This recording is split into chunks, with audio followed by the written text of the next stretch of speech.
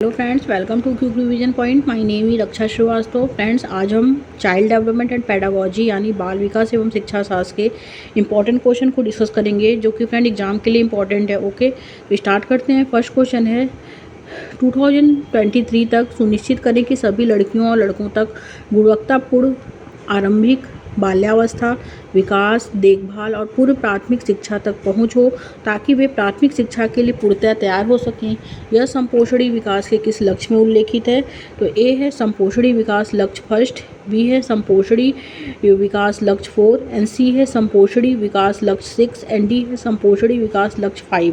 तो right answer जो होगा फ्रेंड वो सेकंड हो जाएगा, संपोषणी विकास लक्ष्य 4। ओके, क्योंकि 2030 तक सुनिश्चित करना है कि सभी लड़कियों और लड़कों तक गुणवत्तापूर्ण आरंभिक बाल्यावस्था, विकास, देखभाल और पूर्व प्राथमिक शिक्षा तक पहुंच हो, ताकि वे प्राथमिक शिक्षा के लिए पूर्णतः तैयार हो सकें। और यह संपोषणी विकास के लक्ष्य 4 में उल्लेखित है। सतत विकास लक्ष्य 4 गुणवत्तापूर्ण शिक्षा के बारे में है और सितंबर 2015 में संयुक्त राष्ट्र द्वारा स्थापित 17 सतत विकास लक्ष्यों में से एक है। ओके, राइट आंसर जो होगा फ्रेंड उसमें सेकंड हो जाएगा। आगे देखते हैं नेक्स्ट क्वेश्चन क्या है। नेक्स्ट क्वेश्चन है कि राष्ट्रीय शिक्षा नीति 2020 के अनुसार भारत में आंगनबाड़ी केंद्रों को निम्न में से किससे सुसज्जित किया जाना चाहिए? तो फर्स्ट है फ्रेंड इसमें अच्छी तरह से प्रशिक्षित आंगनबाड़ी कर्मचारी, बी है इसमें उत्कृष्ट डिजिटल कक्षा, एंड सी है महंगी खेल सामग्री, एंड डी है रंगीन चार्ट। तो राइट आंसर इज ए, अच्छी तरह से प्रशिक्षित आंगनबाड़ी कर्मचारी। राइट आंसर इज फर्स्ट, क्योंकि राष्ट्रीय शिक्षा नीति 2020 के अनुसार भारत में आंगनबाड़ी केंद्रों को अच्छी तरह से प्रशिक्षित आंगनबाड़ी कर्मचारियों से सुसज्जित किया जाना चाहिए और अर्ली चाइल्डहुड केयर एजुकेशन के लिए सार्वभौमिक पहुँच के लिए आंगनबाड़ी केंद्रों को उच्च गुणवत्ता वाले बुनियादी ढांचे, खेल उपकरण और अच्छी तरह से प्रशिक्षित आंगनबाड़ी कर्मचारी शिक्षकों के साथ मजबूत किया जाएगा। हर आंगनबाड़ी में एक समृद्ध सीखने के माहौल के साथ एक अच्छी तरह से हवादार, अच्छी तरह से डिज़ाइन किया गया और बाल सुलभ और अच्छी तरह से निर्मित इमारत होगी। ओके, राइट आंसर जो होगा फ्रेंड इसमें ए हो जाएगा। नेक्स्ट क्वेश्चन देखते हैं। नेक्स्ट क्वेश्चन क्या है? नेक्स्ट क्वेश्चन है कि भारत के किस संस्थान ने संज्ञानात्मक और साइकोमोटर क्षमताओं को विकसित करने पर ध्यान देने के साथ खेल आधारित शिक्षण पैकेज की शुरुआत की है?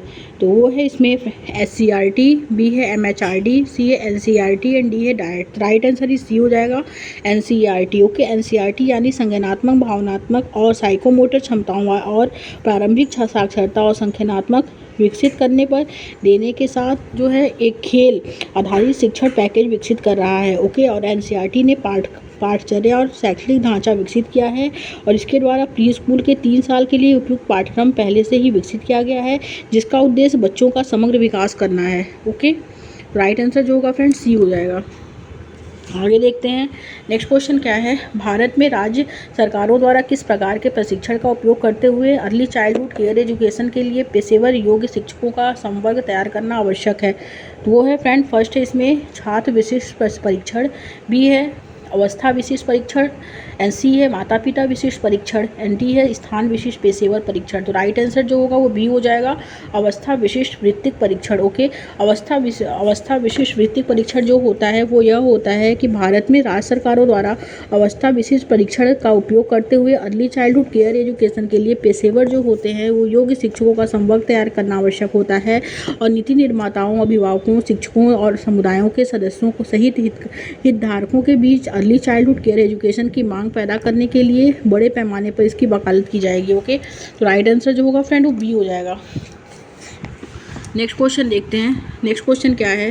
नेक्स्ट क्वेश्चन है फ्रेंड कि निम्नलिखित में से कौन सा आउटडोर खेल सामग्री नहीं है? ओके, तो फर्स्ट है इसमें मैनिपुलेटिव टॉयज, पहली वाले खिलौने, बी है साइकिल, सी है कूदने वाली रस्सी, एंड डी है क्लाइंबर या पर्वतारोही। तो राइट आंसर इज ए हो जाएगा, पहेली वाले खिलौने। Okay, A option is right, क्योंकि पहेली वाले खिलौने एक आउटडोर खेल सामग्री हैं और एक अच्छा खिलौने और वस्तुओं में हेरफेर करने के लिए हाथों का उपयोग करता है, ताकि यह सीख सके कि उनका जो उपयोग है कैसे किया जा रहा है। इससे निर्माण खेल, कला, शिल्प और उपकरण उपयोगी जैसे कैंची शामिल है और आँख हाथ समन्वय जो है विकास करने में जो है मदद मिलती है इसमें। ओके, तो राइट आंसर जो होगा वो ए हो जाएगा। Next question, Rajiv Gandhi national creche scheme की जो है शुरुआत किसके लिए की गई थी? Rajiv Gandhi national creche scheme की शुरुआत किसके लिए की गई थी? तो ए है कार्यकारी माताओं के द्वारा, बी है शिक्षकों के द्वारा, सी है कार्यकारी दादा दादी पेरेंट्स के द्वारा एंड डी है सहोदर यानी सिबलिंग्स के द्वारा। ओके, तो करेक्ट आंसर जो होगा इसमें फ्रेंड वो हो जाएगा कार्यकारी माताओं के द्वारा। Okay, Rajiv Gandhi national creche scheme की जो शुरुआत की गई थी वो कार्यकारी माताओं के द्वारा की गई थी, क्योंकि राष्ट्रीय क्रैच शिशुगृह योजना जो है वो एक प्रायोजित योजना है जो 1 जनवरी 2017 से राज्यों केंद्र शासित प्रदेशों के माध्यम से कार्यान्वित किया जा रहा है और इसे पूर्व में राजीव गांधी राष्ट्रीय क्रैच योजना के नाम से जाना जाता था। ओके, और इसका उद्देश्य जो होता है वो कामकाजी महिलाओं के कक्षा 6 माह की आयु वर्ग को दिन भर देखभाल की सुविधा प्रदान करना है। ओके, तो राइट आंसर जो होगा फ्रेंड वो ए हो जाएगा। आगे देखते हैं नेक्स्ट क्वेश्चन क्या है। Rajiv Gandhi national creche scheme की शुरुआत के लिए किन 2 योजनाओं का विलय किया गया है? तो फर्स्ट है ICDS and national creche fund, और बी है इसमें national fund and MWCD, and C है इसमें early childhood education scheme, and D है national creche fund and the scheme assistance. Okay, तो मतलब कि इसमें जो करेक्ट आंसर होगा वो हो जाएगा कि Rajiv Gandhi national creche scheme की शुरुआत जो है ये 2 योजनाओं का विकल्प लिए की गई थी। उसमें जो है वो है इसमें राष्ट्रीय क्रैच कोष और सहायता योजना। इसका जो मतलब होता है वो यह होता है कि Rajiv Gandhi national creche scheme की शुरुआत जो हुई थी वो राष्ट्रीय क्रैच कोष और सहायता योजना का विलय किया गया था, जिसमें और कामकाजी और बीमार महिलाओं माताओं के बच्चों के लिए क्रैच के लिए स्वैच्छिक संगठनों को सहायता की योजना के साथ राष्ट्रीय क्रैच फंड को विलय करके वित्तीय मानदंडों को रुपए से संशोधित करके नई क्रैच योजना जो है इसमें शुरू की गई थी। ओके, तो राइट आंसर जो होगा फ्रेंड वो डी हो जाएगा। आगे देखते हैं नेक्स्ट क्वेश्चन क्या है। WHO के आंकड़ों के अनुसार 2020 में पूरे विश्व में 5 वर्ष से कम आयु के कितने बच्चों का विकास पूर्णतः नहीं हो पाया है? ओके, तो ए है 149 मिलियन, बी है 145 मिलियन, सी है 169 मिलियन एंड डी है 146 मिलियन। ओके, तो राइट आंसर जो होगा फ्रेंड उसमें ए हो जाएगा 149 मिलियन। ओके, क्योंकि जीरो से आंकड़ों के अनुसार विश्व स्तर पे 5 वर्ष की कम उम्र के 149.2 मिलियन बच्चे 2020 में स्टार्टिंग विकास पूरी तरह से पीड़ित थे और कोविड-19 महामारी के दौरान पौष्टिक आहार और आवश्यक पोषण सेवाओं तक पहुंचने में बाधाओं के कारण ये संख्या में काफ़ी वृद्धि हो सकती थी और स्टार्टिंग पर पूर्ण प्रभाव के साथ संभवतः प्रकट होने में जो है वर्षों का इसमें समय भी लग गया था। ओके, तो राइट आंसर जो होगा वो ए हो जाएगा। नेक्स्ट क्वेश्चन देखते हैं। गर्भावस्था और आरंभिक बाल्यावस्था के दौरान निम्न में से कौन सी स्थिति मस्तिष्क के विकास को प्रतिकूल रूप से प्रभावित करती है, जो स्कूली अवधि के दौरान बच्चे के संज्ञानात्मक ज्ञान, अध्ययन, प्रगति और उत्पादकता को प्रभावित कर सकती है? तो वो है फ्रेंड इसमें कुपोषण। ओके, कुपोषण यानी गर्भावस्था और आरंभिक बाल्यावस्था के दौरान कुपोषण मस्तिष्क के विकास को प्रतिकूल रूप से प्रभावित करती है, जो स्कूली अवधि के दौरान बच्चे के संज्ञानात्मक ज्ञान, अध्ययन, प्रगति और उत्पादकता को प्रभावित कर सकती है। कुपोषण का तात्पर्य कुछ पोषक तत्वों का बहुत कम या बहुत अधिक मात्रा में सेवन करना है। कुपोषण दुनिया भर में अरबों लोगों को प्रभावित करता है। ओके, राइट आंसर जो होगा फ्रेंड वो डी हो जाएगा। आगे देखते हैं नेक्स्ट क्वेश्चन क्या है। नेक्स्ट क्वेश्चन है इसमें कि बच्चों को पौष्टिक और सुरक्षित पूरक नरम अर्ध ठोस और ठोस खाद्य पदार्थ किस माह की आयु से खिलाना शुरू कर देना चाहिए? वो 6 माह की आयु से खिलाना शुरू कर देना चाहिए, क्योंकि WHO और यूनिसेफ अनुशंसा करते हैं कि जन्म के 1 घंटे के भीतर स्तनपान की शीघ्र शुरुआत और जीवन के पहले 6 महीनों तक केवल स्तनपान तथा 6 महीने में पोषण पर्याप्त और सुरक्षित पूरक खाद्य पदार्थों की शुरुआत के साथ साथ 2 साल या उससे अधिक उम्र तक स्तनपान जारी रखना। ओके, राइट आंसर जो होगा वो सी हो जाएगा, 6 मंथ।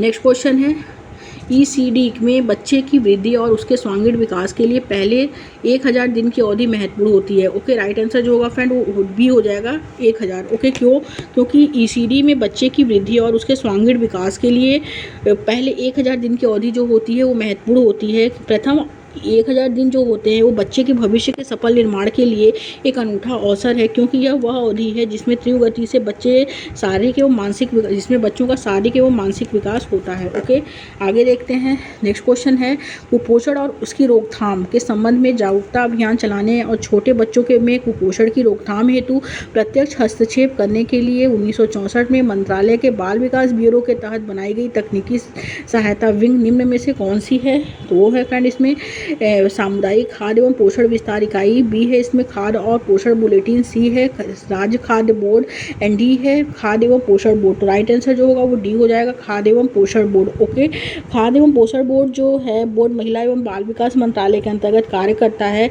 और कुपोषण और इसकी रोकथाम के संबंध में जागरूकता अभियान चलाने और छोटे बच्चों में कुपोषण की रोकथाम हेतु प्रत्यक्ष हस्तक्षेप करने के लिए 1964 में मंत्रालय के बाल विकास ब्यूरो के तहत बनाई गई तकनीकी सहायता विंग खाद्य एवं पोषण बोर्ड है। ओके, राइट आंसर जो होगा फ्रेंड वो डी हो जाएगा।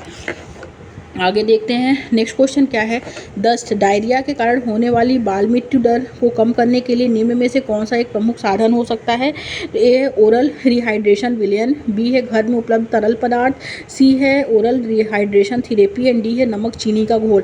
तो दस्त डायरिया के कारण होने वाली मृत्यु दर को कम करने के लिए निम्न में से कौन सा एक प्रमुख साधन हो सकता है, वो यह है ओरल रिहाइड्रेशन विलयन यानी WHO वैश्विक डायरिया रोग नियंत्रण कार्यक्रम कम से कम 110 सदस्य देशों में जो है वो लागू किया गया है। ओके, और यह डायरिया के कारण होने वाली बाल मृत्यु दर को कम करने के मुख्य साधन के रूप में ओरल रिहाइड्रेशन थेरेपी को प्रोत्साहित करता है और ओरल रिहाइड्रेशन थेरेपी को जो है ये प्रोत्साहित करता है। ओके, तो राइट आंसर जो होगा फ्रेंड वो डी ए हो जाएगा, ओरल रिहाइड्रेशन विलयन। Okay, A option is correct. आगे देखते हैं नेक्स्ट क्वेश्चन क्या है।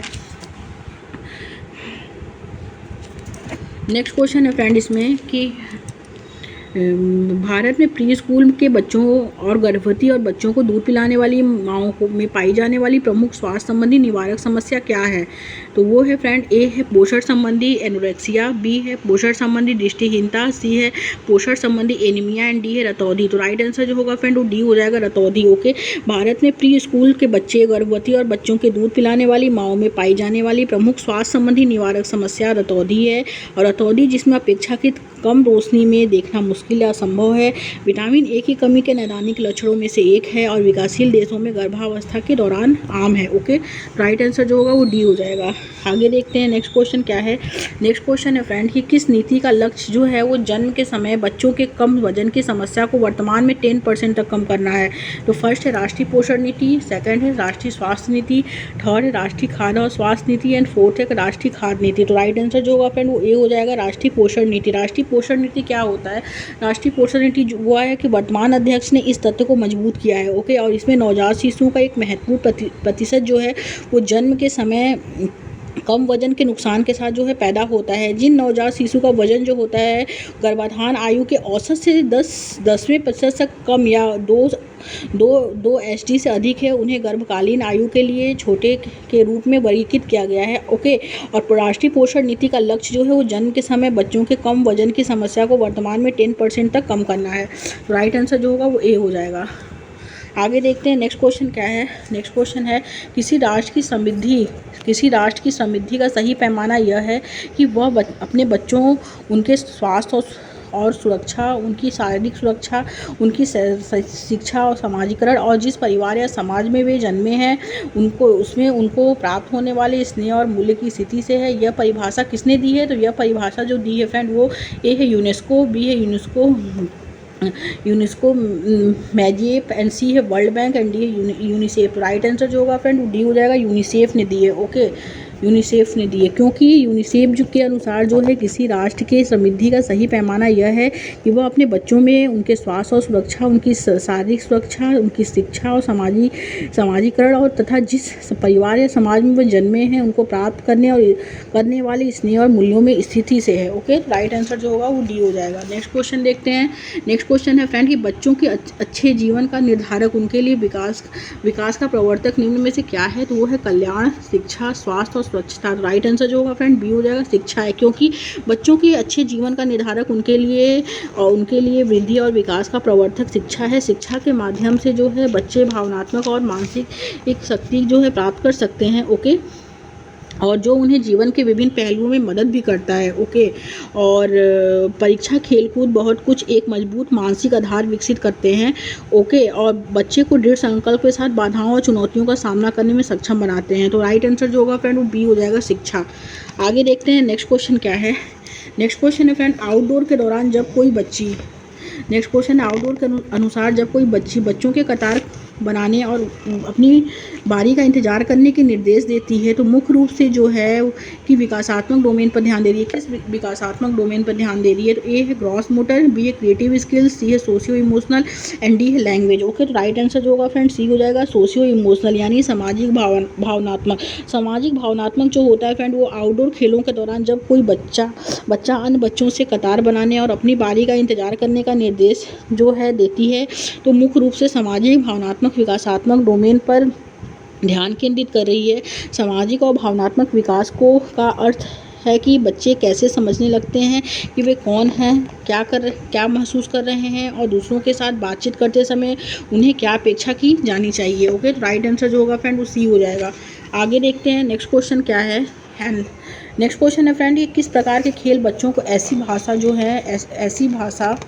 ऐसे शब्दों और वाक्यांशों का उपयोग करने का जो है अवसर देते हैं जिन्हें वे तो समझ नहीं पाते हैं लेकिन खेल गतिविधियों के दौरान उनका उपयोग करते हैं।